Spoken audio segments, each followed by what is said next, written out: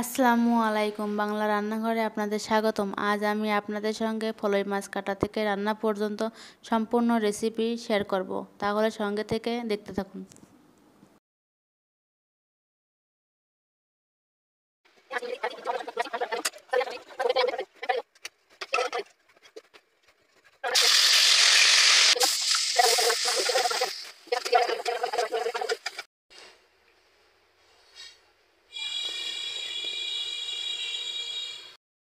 বাজার থেকে কিনে আনা মাছগুলো আমি কেটে নেব।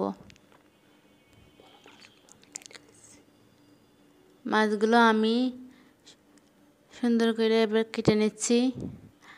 ভালো করে আঁশগুলো ছাড়াই নেবেন। আঁশগুলো ছাড়ানো হয়ে গেলে আমি মাছের মাথাটা কেটে নিলাম এবং দুইটা পিস করে নিলাম একটা মাছের মধ্যে, এবং আরেকটা মাছও ধরলাম, ওই মাছটাও একইভাবে কেটে নেব।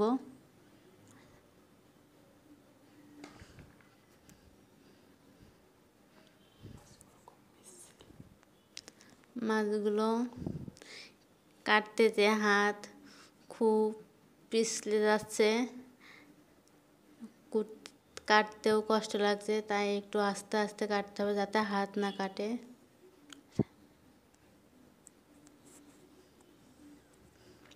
আমার মাছগুলো কোটা শেষ, এখন আমি মাছগুলো ধুয়ে নেব। মাছগুলো এবার আমি ভালো করে ধুয়ে নেব। সুন্দর করে আঁশ যদি মাছের গায়ে থেকে না যায়, আপনারা হাত দিয়ে সুন্দর করে খামচাইয়ে নিয়ে ধোবেন, তা না হলে আঁশগুলো যাবে না। এই মাছগুলো গায়ে আঁশগুলো একদম লেগে আছে খুব এইভাবে,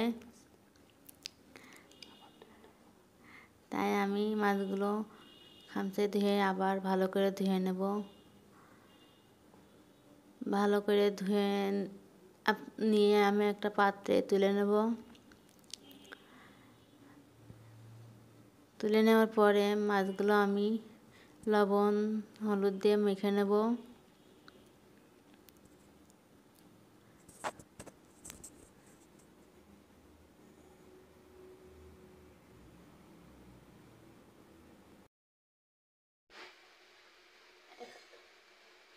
এখানে আমি মাছ নুন হলুদ দিয়ে মেখে রেখেছি, সাথে রাখছি যেসব মশলাগুলো দিতে হবে সেই মশলাগুলো এবং পেঁয়াজ কুচি।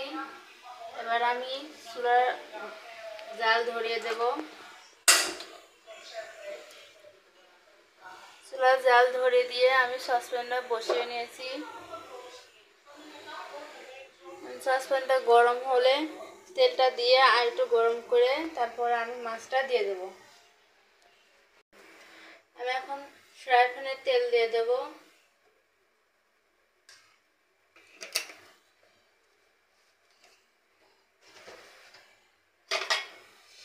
তেলটা একটু গরম হলে তারপরে মাছটা দিয়ে দেব।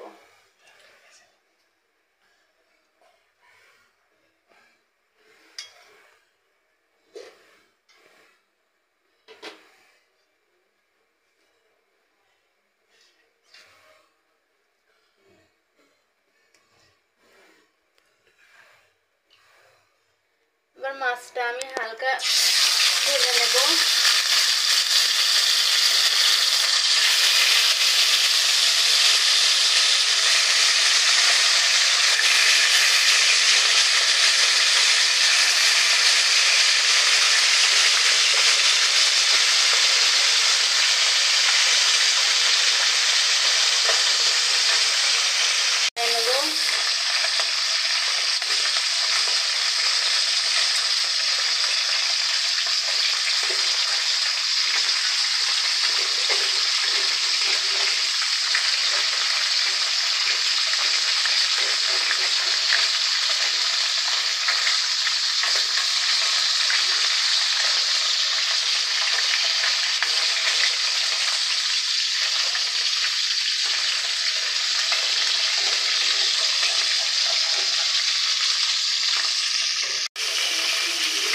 মাছগুলো আমি উঠিয়ে নেব।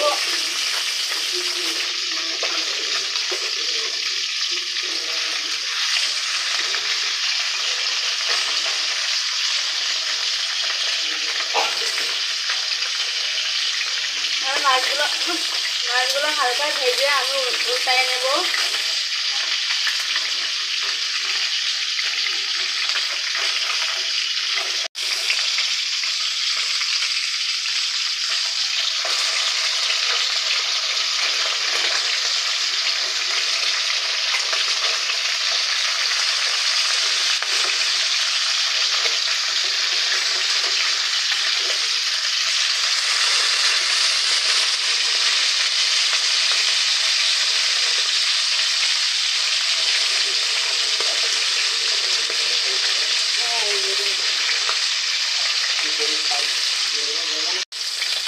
এবার আমি একইভাবে উপরটাও ভেজে নিয়েছি।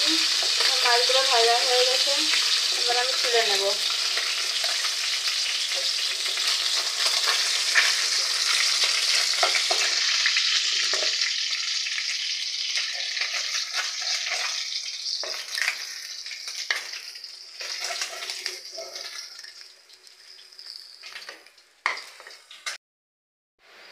এবার আমি বাকি মাছগুলোও ভেজে নেব।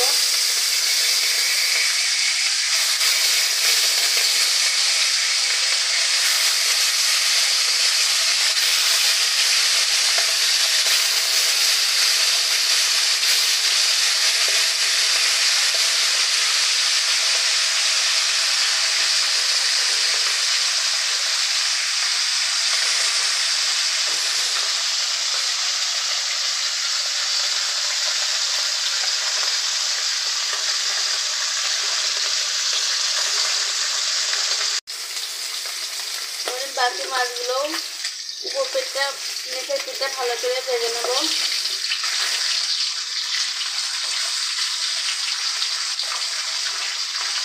আপনারা মাছ ভাজার সময় চুলার আঁচটা মিডিয়াম আঁচে দিয়ে দেবেন, তা না হলে তেল ছুটে গায়ে পড়বে মাছ ভাজতে গেলে।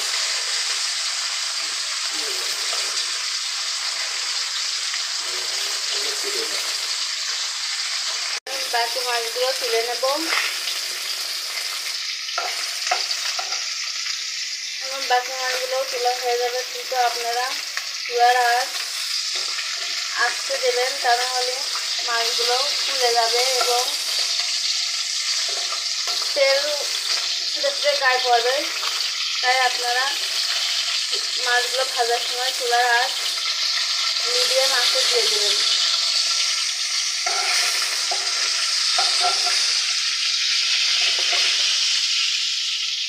মাছগুলো ভাজা হয়ে গেছে।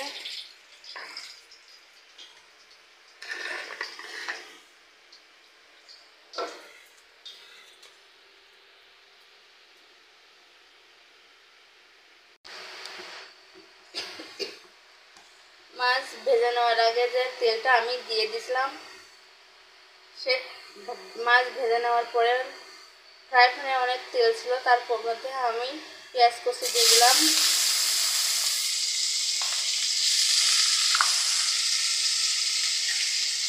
পেঁয়াজ কুচিটা আমি ভালো করে নেড়ে নেব, তবে হালকা হালকা লাল হলে এর মধ্যে আমি বাকি মশলাগুলোও দিয়ে দেবো।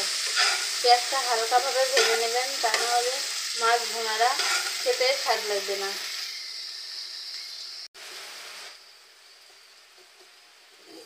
পেঁয়াজটা আমি দিয়ে দিছি, দিয়ে দেওয়ার পরে এবার পেঁয়াজটা আমি হালকা লাল লাল করে ভেজে নেব।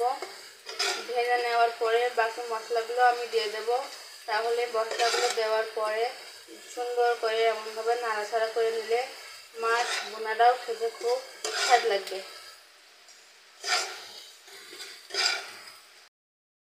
আগে থেকে রেডি করা মশলাগুলো আমি যে পেঁয়াজগুলো ভেজে রাখলাম, সেই পেঁয়াজের মধ্যে আমি মরিচ বাটা, আদা বাটা, রসুন বাটা, পেঁয়াজ বাটা, জিরে বাটা, দারুচিনি, এলাচ বাটা, এগুলো আমি সব দিয়ে দেবো। দিয়ে ভালো করে নাড়াচাড়া করে নেব। পরিমাণ মতো লবণ দিয়ে দেবো। একটু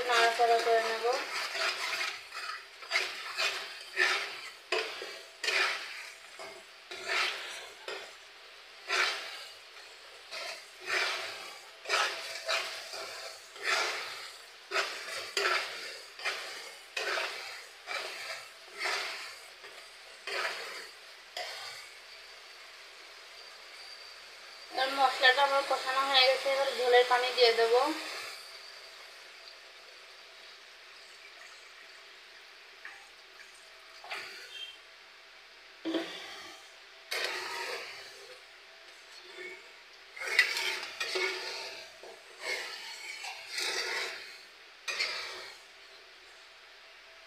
ঝোলের পানিটা ঢাকা দিয়ে রাখবো বলক ওঠা পর্যন্ত 2 মিনিট।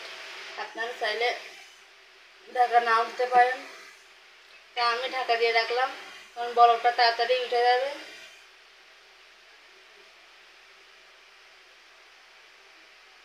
এবার ঢাকনাটা উঠিয়ে নেব।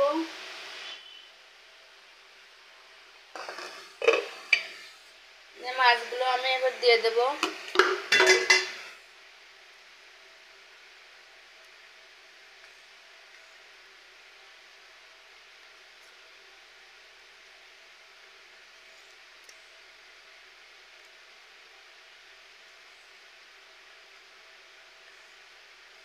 এবার হালকা করে নেড়ে দেব আস্তে।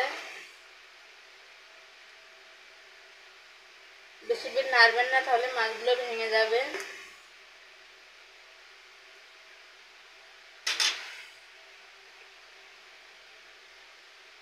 আমি 10 মিনিট মতো ঢাকা দিয়ে রাখবো।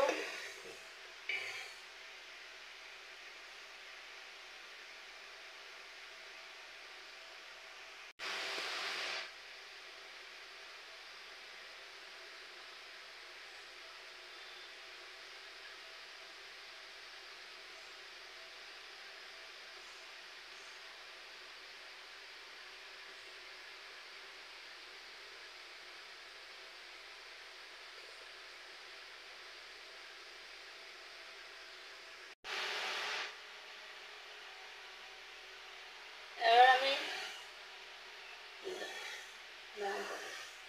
ঝোলের পানির মধ্যে আমি মাছগুলো দিয়ে 10 মিনিট ঢাকা দিয়ে রেখেছিলাম। এবার আমি ঢাকনাটা উঠিয়ে দেখব আর মাছগুলো বোনা হয়েছে কিনা।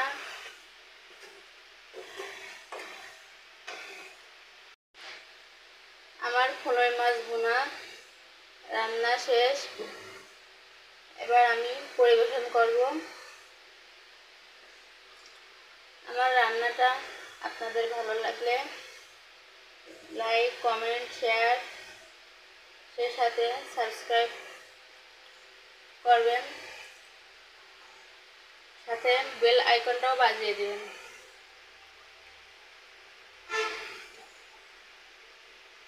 ধন্যবাদ।